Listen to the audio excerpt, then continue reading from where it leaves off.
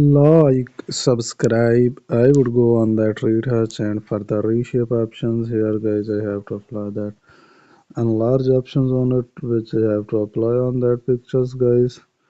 You could watch on the screen like from here to there. Now, friends, I would change the tone of her skin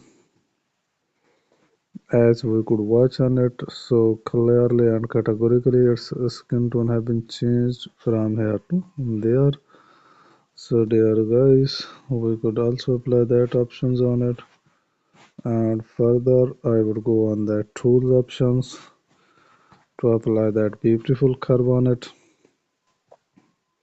So I have to move slightly on the upper side, and here we could notice the clearly changes in her face and